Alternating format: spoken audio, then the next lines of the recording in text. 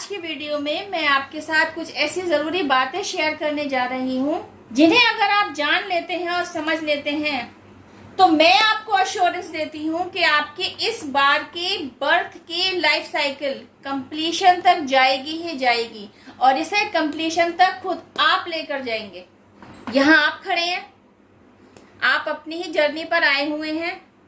क्या करना है आपको इस जर्नी पर? अपने पास्ट को रिलीज करते चलना है और फ्यूचर के लिए आपको प्रेजेंट में रहते हुए यह काम करना है कि आगे के लिए आपने कोई कार्मिक अकाउंट क्रिएट नहीं होने देना है। प्रेजेंट में रहते हुए यह आपकी बहुत अहम भूमिका है जिससे आपका फ्यूचर निर्धारित होता है। पास्ट को रिलीज कैसे करेंगे?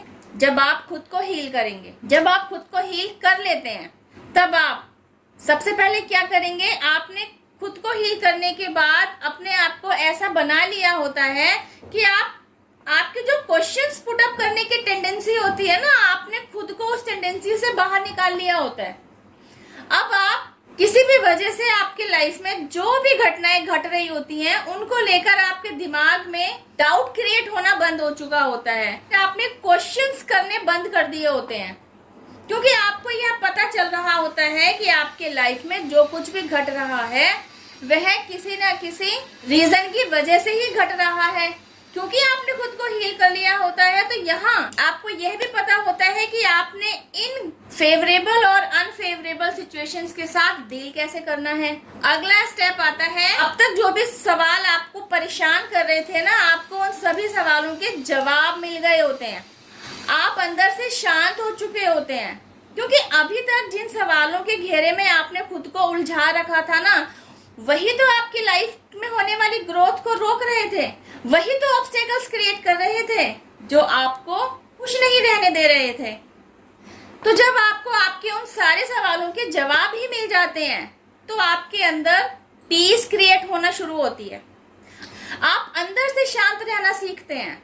बाहर के शोरगुल का आपकी आंतरिक शांति पर कोई फर्क ही नहीं पड़ता। मेरे द्वारा बताई जा रही सारी बातें बिल्कुल इस बात पर इशारा नहीं कर रही कि आप खुद को सन्यासियों के साथ रिलेट कर पा रहे हो। नहीं, बिल्कुल नहीं। आप एक गृहस्थ जीवन ही जी रहे हैं। आप सामाजिकता में अभी हैं। बकायदा आप एक परिवार का अहम हिस्सा बने हुए हैं। बकायदा आप अपने घर परिवार के प्रति उत्तरदायी हैं और उत्तरदायित्व भी निभा रहे हैं। बकायदा आप आपके साथ घट रही हर अच्छी बुरी सिचुएशंस के साथ इंटरेक्ट करते हैं, उस सिचुएशन के साथ डील करते हैं, उस सिचुएशन को हैंडल करते हैं। उस सिचुएशन के साथ डील करते हुए आप अभी भी नए नए लेसन सीख रहे होते हैं। यह सब कुछ आपकी लाइफ में एज यूजुअल चल ही रहा है, लेकिन बावजूद इसके आप मानसिक लेवल पर शांत हैं। आज की तारीख में आपने अपने अंदर एक दैविक शांति क्रिएट कर रखी है। इस पर भी कभी कभी आपकी एनर्जी की जो बैटरी है ना, वह डिस्टर्ब होती है, अप डाउन होती है, वीक पड़ती है। तो फिर क्या होता है, आपको भी वापस से री एनर्जाइज्ड होने के लिए बैटरी को रिचार्ज करते रहना पड़ता है और यह recharging day to day life में आपको करते रहने पड़ती है। क्योंकि आप जिस तरीके के माहौल में रह रहे होते हैं ना भाई, आपने आज खुद को हील किया है। आज आप हाई वाइब्रेशन में हैं। आपके इर्द गिर्द के लोग तो हाई वाइब्रेशन में नहीं है। अब क्योंकि वे हाई वाइब्रेशन में नहीं है तो आपके साथ आपका लाइफ पार्टनर, आपके पेरेंट्स, आपके बच्चे, आपके फ्रेंड्स, आपके कलीग, आपके पड़ोसी, जो कोई भी आपके इंटरेक्शन में आ रहा है वह बिल्कुल जरूरी नहीं है कि हाई वाइब्रेशन के साथ डील कर रहा हो।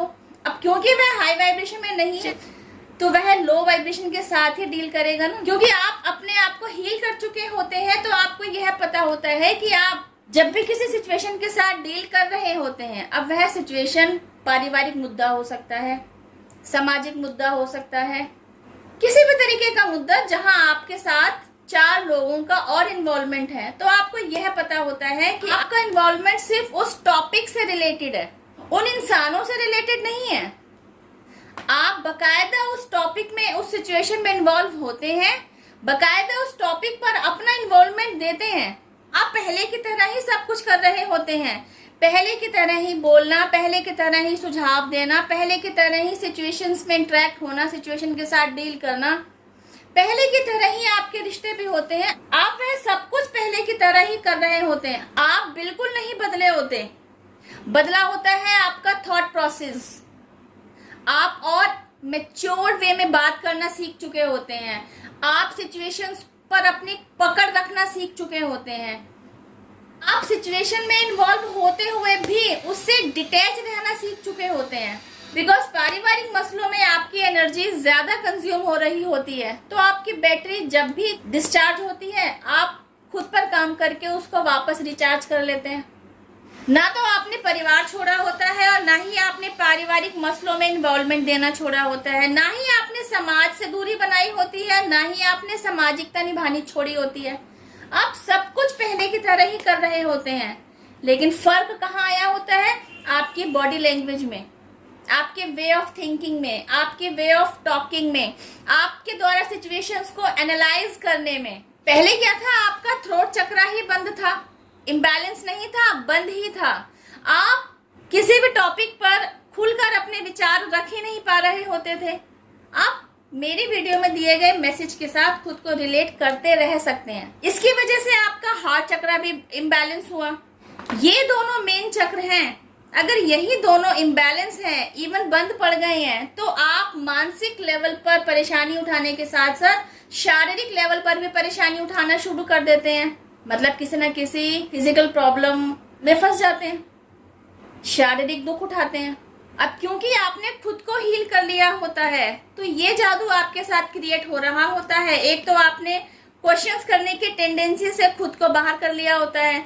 दूसरा, आपको आपके सारे सवालों के जवाब मिल चुके होते हैं। तीसरा, आपने खुद को एक्सेप्टेंस में रखना सीख लिया होता है कि जो कुछ भी आपके साथ हो रहा है वह एक्चुअली डिवाइनली गाइडेड है। तो जब आपके साथ जो कुछ भी हो रहा है, जब आप उसको लेके डिवाइन के प्रति नतमस्तक हैं, आपका विश्वास ईश्वर के ऊपर इतना अडिग है कि आपके साथ जो कुछ भी होगा ईश्वर के ऑर्डर पर ही हो रहा है, तो आप प्रश्न क्रिएट नहीं करते, तो आप एक्सेप्टेंस में ही तो होंगे कि आपके साथ जो भी कुछ हो रहा है प्रभु इच्छा से ही हो रहा है, और आगे भी आपके साथ जो होगा प्रभु इच्छा से ही होगा। तो उसको डाउट करने का क्या मतलब है? जब आप खुद को इस सिचुएशन में लाकर रखना सीख जाते हैं ना, यही है वह पीक पॉइंट जहां आपका आपके ईश्वर के साथ रिश्ता बहुत घनिष्ठ बन चुका होता है।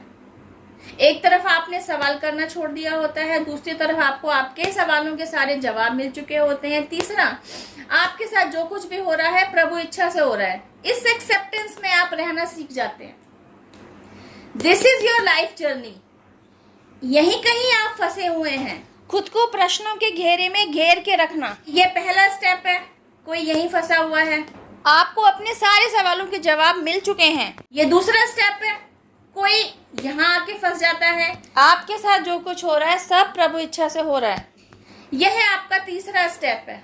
तो कोई यहाँ आके अटका हुआ है। जब आप इन तीनों स्टेप्स को पार कर लेते हैं, इसका मतलब है आपने खुद पर काम कर लिया, आपने खुद को हील कर लिया। तो जब आपने खुद को हील कर लिया होता है ना, तब आपको यह क्लैरिटी भी मिल जाती है कि आपको यही हीलिंग अब आपके एंसेस्टर्स की तरफ भी सेंड करनी है। तो आप यह काम भी करते हैं। खुद को हील करने के साथ साथ आप वह मेजर रोल भी प्ले करते हैं, जो कि है कि आपको अपने ब्लड लाइन को भी हीलिंग सेंड करनी है। तो उस रोल को निभाने में भी आप अपना 100% देते हैं। तो जब आप इस जर्नी पर आए हैं और आपने अपने द्वारा ये दोनों काम पूरे कर लिए हैं, तो आपके आगे की ग्रोथ का रास्ता तो आपने खुद ही साफ कर लिया ना। आपको हील करवा के, आपको अवेकन करके, आपके द्वारा आपको इतना जागरूक कर दिया जाता है ताकि आप इस बार के बर्थ की जो आपकी लाइफ साइकिल है ना, आप खुद उसको कंप्लीशन तक लेकर जा सकें और इस जर्नी को आप पूरी तरह कंप्लीट करें। खुद को हील करते करते आप इतना भी समझ चुके होते हैं कि इस बार का लाइफ बर्थ भी आपकी जर्नी का एक हिस्सा है, एक पड़ाव भी है। दिल्ली अभी दूर है मेरे भाई। इस जर्नी पर आपको न केवल घर परिवार मिलता है, समाज भी मिलता है, दोस्त भी मिलते हैं, कलीग्स भी मिलते हैं, पड़ोसी भी मिलते हैं, घर परिवार के लोग मिलते हैं, इवन सामाजिक लोगों के साथ भी आपका इंटरेक्शन होता है। किस लिए? क्या जरूरत है इन सब की? जर्नी तो आपकी है, जर्नी पर चलना आपने है, और जर्नी पर चलाने के लिए डिवाइन का साथ तो आपके साथ है ही। फिर इन लोगों का क्या रोल है आपके लाइफ में? इस टॉपिक पर हम बात करेंगे मेरी नेक्स्ट वीडियो में। Till then have patience, Rab खैर, जय माता दी, take care, bye, stay blessed.